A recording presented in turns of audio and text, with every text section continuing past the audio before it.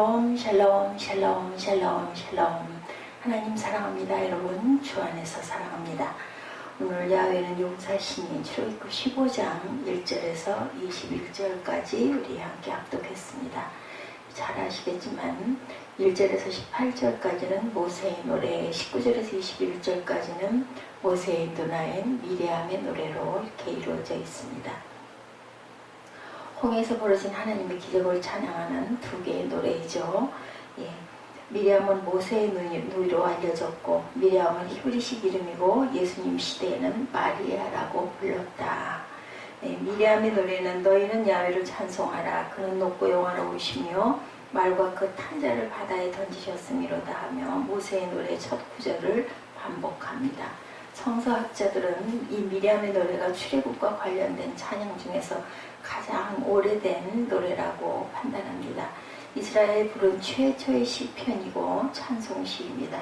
이 찬양은 그냥 개인이 서정적으로 부르는 노래가 아니고 여인들이 소고를 치면서 춤을 추며 부르는 노래입니다. 다음과 같은 장면을 연상하면 좋겠습니다. 이스라엘 군대가 전쟁에서 승리하고 돌아오죠. 이때 여인들이 성문 밖까지 마중을 나와서 그들을 환영하며 노래를 부르고 춤을 춥니다. 바로 승리의 노래입니다. 이 찬양은 자기 민족이나 특정 영웅에 대한 찬양이 아니고 하나님에 대한 찬양이고, 이스라엘이 처음 만났던 하나님은 애국과 맞서 싸우시는 하나님이셨다. 목가적이거나 철학적이거나 정적인 그런 분이 아니셨다. 전쟁의 하나님을 나타내죠. 강한 하나님이며 용사이신 하나님이고, 이스라엘은 무력했는데 이들을 대신해서 하나님이 싸우신 그러한 모습입니다. 바로와 애굽이 자랑하던 모든 최고의 병거들이 이스라엘을 지금 추격해왔죠. 그때 하나님의 구름 기둥과 불 기둥이 그들을 막았습니다. 이어서 홍해와 바다를 가르시고 이스라엘 백성들은 마른 땅을 걷듯이 바닷물을 통과합니다. 애굽의 군대가 그 뒤를 쫓아 바다로 들어왔지만 결국은 구름 기둥과 불 기둥이 딱 그 이스라엘 백성들의 바로 뒤에서 차단을 하죠. 이스라엘 백성들에게는 밝은 빛이 비추이고 애국군에게는 깜깜한 흑암이 거두어져서 별도로 앞에 분간이 되지 않는 그러한 모습이 되버리고 맙니다. 결국에는 바닷물에 다시 합치게 해서 애굽의 군대를 바다에 수정시키고, 하나님은 용맹한 장수가 되셔서 이스라엘을 위해서 이렇게 싸우시는 전략의 하나님이시기도 했습니다. 이스라엘은 이 싸움에서 선수가 아니라 관중에 불과하죠. 모세와 이스라엘은 그 모습을 봅니다. 3절의 찬양입니다. 야훼는 용사시니 여호와는 그의 이름이시다. 그래서 이스라엘은 모든 싸움에서 하나님을 앞서서 싸우신다고 생각합니다. 그 상징이 바로 법궤이죠. 요단강을 건널 때도 이 법궤가 앞서갑니다. 여리고성을 무너뜨릴 때도 법궤가 선두에 섭니다. 사무엘서에 보면 블레셋과 맞서 싸우는데 법궤가 함께하죠. 전쟁의 최전선에 항상 법궤가 앞서서 가는 모습을 우리가 볼 수가 있습니다. 그래서 어떤 때는 전쟁 중에 금식을 명하기도 합니다. 블레셋과 맞싸우던 사울이 그런 명령을 내리죠. 전쟁에 나가는 장수는 금욕하며 성결해야 되고, 다윗과 불륜을 저질렀던 밧세바의 남편 무리아는 다윗의 계략에도 불구하고 그가 아내와 잠자리를 같이 하지 않습니다. 제사장들이 법궤를 높이 들며 쿰마 야훼, 곧 야훼여 일어나소서 하며 외치며 전장의 가장 앞자리에서 가는 모습을 우리가 봅니다. 하나님께서 싸우시는 거룩한 전쟁을 수행하고 있었기 때문에 이스라엘이 고백했던 하나님은 만군의 하나님 곧 야훼 체바오트이시다. 1만만의 군사 만군이시죠. 만군의 하나님은 수많은 천군 천사들 가운데 좌정하시면서 사열을 받고 있는 하나님이시고, 하나님은 이스라엘이라는 군대의 총사령관이라는 뜻을 갖고 있습니다. 만군의 야훼 이름으로 다윗은 골리앗을 물리치기도 합니다. 너는 칼과 창과 단창으로 내게 나아오거니와 나는 만군의 야훼 이름 곧 내가 모욕하는 이스라엘 군대 하나님의 이름으로 내게 나아가노라. 이렇게 사무엘상 17장 45절에서 증거합니다. 다윗은 혼자 싸운 것이 아니라 만군의 하나님이 그를 도우시죠.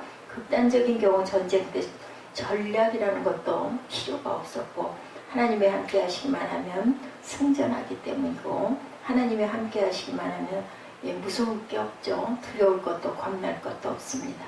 여호사밧 왕 때 모압과 암몬의 연합군이 쳐들어왔을 때도 선지자가 나타나 이렇게 외칩니다. 이 전쟁에는 너희가 싸울 것이 없나니 대열을 이루고 서서 너희와 함께한 야훼가 구원하는 것을 보라. 역대하 20장 17절 말씀입니다. 이에 힘을 입어 싸우는데 제일 앞서서 성가대가 나아가죠. 노래하는 자들을 택하여 거룩한 예복을 입히고 군대 앞에서 행진하며 야훼를 찬송하여 이르기를 야훼께 감사하세 그의 인자하심이 영원하도다 하였더니 이 노래와 찬송이 시작될 때 야훼께서 복병을 두어 유다를 치러 온 암몬 자손들이 당면한 싸움에서 모압과 세일산 주민들을 치게 하심으로 그들이 패하였으니 여호와께서 어떻게 싸우시는지 가장 극적으로 보여주는 장면이 역대하 21장 20장 21, 2절에 나타납니다.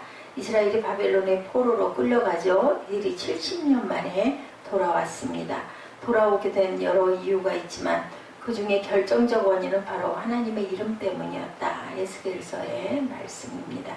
여러 나라 가운데서 더럽혀진 이름 곧 너희가 그들 가운데서 더럽힌 나의 큰 이름을 내가 거룩하게 할지라. 내가 그들의 눈앞에서 너희로 말미암아 나의 거룩함을 나타내리니 내가 야훼인 줄을 여러 나라 사람이 알리라. 주 야훼의 말씀이라. 에스겔 36장 말씀이죠. 한마디로 하나님이 너무너무 정말 내가 내 면이 서지 않는다 이런 뜻이죠. 너희 하나님이 용사라며 세대며 그런데 너네는 왜 그렇게 살고 있니 하는 비아냥거림을 견딜 수 없다는 거죠.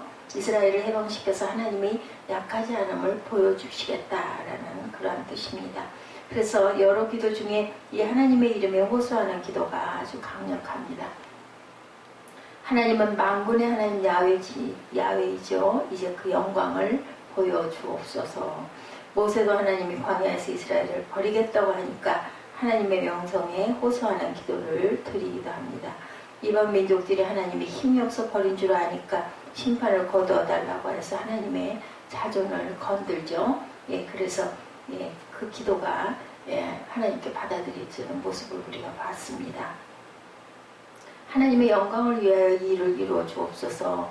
하나님 이렇게 하면 하나님 어떻게 합니까? 많은 사람들이 하나님을 모욕하지 않겠습니까? 이렇게 얘기합니다. 우리를 영화롭게 하옵소서. 한국교회의 이름이 땅에 떨어졌고 갈수록 위축되죠. 우리에게 소망은 있습니까? 없습니까?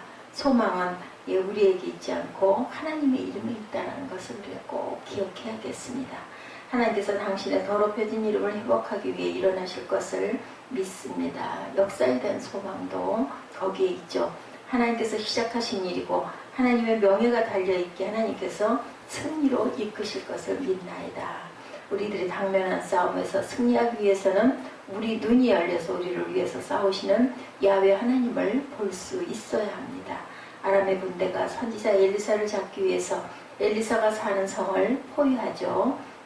그 종이 두려워하는데 엘리사가 우리의 군대가 더 많다고 하면서 그 후에 눈을 열어서 영안을 열어서 보여주는 장면이 열왕기하 6장 17절에 기록됩니다. 기도하여 이르되 야훼여 원하건대 그의 눈을 열어 보게 하옵소서 하니 야훼께서 그 청년의 눈을 여심해 그가 보니 불말과 불병거가 산에 가득하여 엘리사를 둘렀더라. 우리의 담대함은 바로 여기에서 나오는 거죠. 예수님도 겟세마네 십자가의 길을 홀로 걸어가셨지만 외롭거나 두려워하지 않으셨습니다. 12명이나 되는 하나님의 군대가 언제든 도울 태세가 되어 있음을 알았기 때문이고 대표적으로 종교개혁자 루터가 용서하신 하나님을 잘 신뢰했습니다. 루터가 자소작습했던 찬송에는 그런 신앙이 잘 나타나 있죠. 내주는 강한 성이여 찬양하시죠 여러분들. 방패와 병기 대신이 큰 환난에서 우리를 구해내시리로다. 옛 원수 마귀는 이때도 힘을 써 모략과 번제로 무기를 삼으니 천하의 누가 당하랴. 2절입니다. 내 힘만 의지할 때는 패할 수밖에 없도다. 힘 있는 장소 나와서 날 대신하여서 싸우네. 이 장소 누군가? 주 예수 그리스도 만군의 주로다. 당할 자 누구야? 반드시 이기리로다. 힘 있는 장수가 날 대신해서 싸우신다라는 거죠. 이 장수가 바로 예수 그리스도, 우리 대장 되신 대제사장이시죠. 루터는 용서하신 하나님을 의뢰했기에 당시 강력한 세력인 교황과 정치권에 맞서 종교 개혁을 추진할 수 있었습니다. 어느덧 200주년이 되었다고 하죠. 그러면 아무 때나 하나님은 우리 편이 되시는가? 그런 것은 아니다. 우리가 하나님의 뜻에 따라 살 때 하나님께서 도우시죠. 링컨의 남북 전쟁 때의 일화입니다. 링컨과 북군의 지도자들이 모인 곳에서 교계 지도자가 하나님이 우리 편이 되어 북군이 승리하게 해달라고 온 교회가 기도하고 있습니다고 말합니다. 당시 전쟁의 전황은 북군이 불리한 가운데 있었죠. 이때 링컨은 이렇게 요청하였다고 합니다. 하나님의 우리 편이 되어달라고 기도하지 말고 우리가 하나님 편에 서게 해달라고 기도합시다. 하나님은 아무나 돕지 않습니다. 하나님을 아버지라 부르며 하나님의 뜻을 따라 사는 자를 도우십니다. 하나님의 뜻에 순종하는 자에게 하나님은 용서하시지만 하나님의 뜻을 거스르는 자에게는 강력한 대적자일 뿐이다. 출애굽은 역사적인 사건이지만 이 찬양에서는 하나의 역사적 승리를 통해서 우주적 승리를 또한 찬양하고 있습니다. 물을 다스리시고 물에 의한 심판은 곧 창조주 하나님의 권능이었고 말과 그 탄자를 바다에 던지셨음이로다. 이렇게 1절에 나타나 있죠. 그가 바로의 병과 그의 군대를 바다에 던지시니 최고의 지휘관들이 홍해에 잠겼고 깊은 물이 그들을 덮으니 그들이 돌처럼 깊음 속에 가라앉았다라고 4절과 5절에 증거하고 있습니다.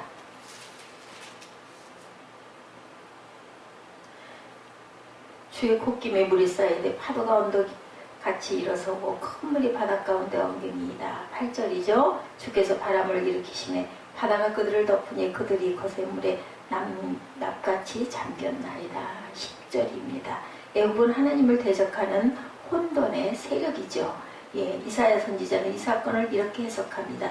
야훼 팔이여 깨소서 능력을 베푸소서 옛날 옛 시대에 깨신 것 같이 하소서. 이사야 선지자는 이 사건을 이렇게 해석했죠.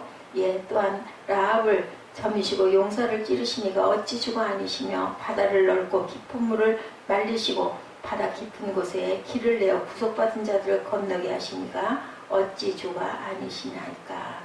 51장 9절에서 10절입니다. 이사야 말씀이죠. 라합과 용은 악을 상징하는데 동물 또는 세력인데 바로 애굽을 가리킵니다.